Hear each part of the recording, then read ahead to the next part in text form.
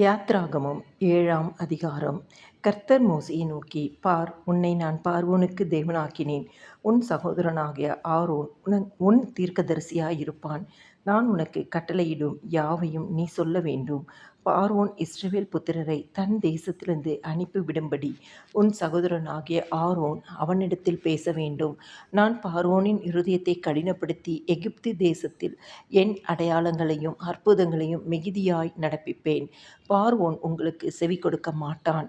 ஆகையால் எகிப்துக்கு விரோதமாக நான் என் கையை நீட்டி மகா தண்டனையினால் என் சேனைகளும் என் ஜனங்களுமாகிய இஸ்ரவேல் புத்திரரை எகிப்து தேசத்திலிருந்து புறப்பட பண்ணுவேன். நான் எகிப்தின் மேல் என் கையை நீட்டி இஸ்ரவேல் புத்திரரை அவர்கள் நடுவிலிருந்து புறப்பட பண்ணும்போது நானே கர்த்தர் என்று எகிப்தியர் அறிவார்கள் என்றார். மோசேயும் ஆரோனும் கர்த்தர் தங்களுக்கு கட்டளையிட்டபடியே செய்தார்கள். அவர்கள் பார்வோனோடே பேசும்போது மோசேக்கு 80 வயதும் ஆரோனுக்கு 83 வயதுமாயிருந்தது. கர்த்தர் மோசேயையும் ஆரோனையும் நோக்கி, உங்கள் பட்சத்திற்கு ஒரு அற்புதம் காட்டுங்கள் என்று பார்வோன் உங்களோடே சொன்னால், அப்பொழுது நீ ஆரோனை நோக்கி, உன் கோலை எடுத்து அதை பார்வோனுக்கு முன்பாக போடு என்பாயாக, அது சர்ப்பமாகும் என்றார். மோசேயும் ஆரோனும் பார்வோனிடத்தில் போய் கர்த்தர் தங்களுக்கு கட்டளையிட்டபடி செய்தார்கள்.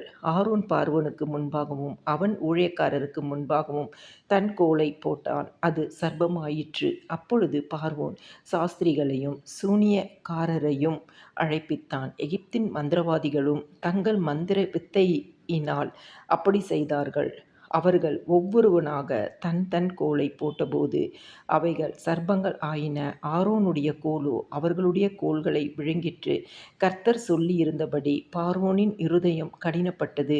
அவர்களுக்கு செவி கொடாமற் போனான். அப்பொழுது கர்த்தர் மோசேயை நோக்கி, பார்வோனின் இருதயம் கடினமாயிற்று, ஜனங்களை விடமாட்டேன் என்கிறான்.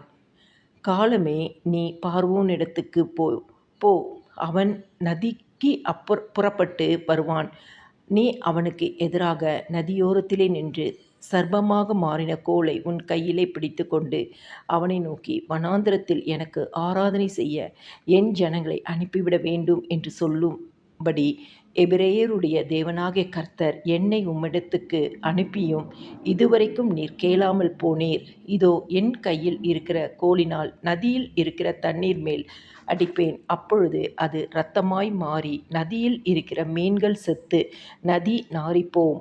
அப்பொழுது நதியில் இருக்கிற தண்ணீரை எகிப்தியர் குடிக்கக்கூடாமல் ஆரோசிப்பார்கள். இதனால் நானே கர்த்தர் என்பதை அறிந்து கொள்வாய் என்று கர்த்தர் சொல்கிறார் என்று சொல் என்றார். மேலும் கர்த்தர் மோசேயை நோக்கி, நீ ஆரோனிடத்தில் உன் கோலை எடுத்துக்கொண்டு எகிப்தின் நீர்நிலைகளாகிய அவர்கள் வாய்க்கால்கள் மேலும் நதிகள் மேலும் குளங்கள் மேலும் தண்ணீர் நிற்கிற எல்லா இடங்கள் மேலும் அவைகள் இரத்தமாகும்படிக்கு உன் கையை நீட்டு. அப்பொழுது எகிப்து தேசம் எங்கும் மரப்பாத்திரங்களிலும் கற்பாத்திரங்களிலும் இரத்தம் உண்டாயிருக்கும் என்று சொல் என்றார். கர்த்தர் கட்டளையிட்டபடி மோசேயும் ஆரோனும் செய்தார்கள். பார்வோனுடைய கண்களுக்கு முன்பாகவும் அவன் ஊழியக்காரரின் கண்களுக்கு முன்பாகவும் கோலை ஓங்கி நதியில் உள்ள தண்ணீரை அடிக்க நதியில் உள்ள தண்ணீரெல்லாம் இரத்தமாய் மாறி போயிற்று. நதியின் மீன்கள் செத்து நதி நாறி போயிற்று. நதியின் தண்ணீரை குடிக்க எகிப்திற்கு கூடாமற் போயிற்று. எகிப்து தேசம் எங்கும் இரத்தமாயிருந்தது. எகிப்தின் மந்திரவாதிகளும் தங்கள் மந்திர வித்தையினால் அப்படி செய்தார்கள். கர்த்தர் சொல்லியிருந்தபடி பார்வோனின் இருதயம் கடினப்பட்டது. அவர்களுக்கு செவி கொடாமற் போனான். பார்வோன் இதையும் சிந்தியாமல் தன் வீட்டிற்கு திரும்பி போனான். நதியின் தண்ணீர் குடிக்க உதவாதபடியால் குடிக்கத்தக்க தண்ணீருக்காக எகிப்தியர் எல்லாரும் நதியோரத்தில் ஊற்று தோண்டினார்கள். கர்த்தர் நதியை அடித்து 7 நாள் ஆயிற்று.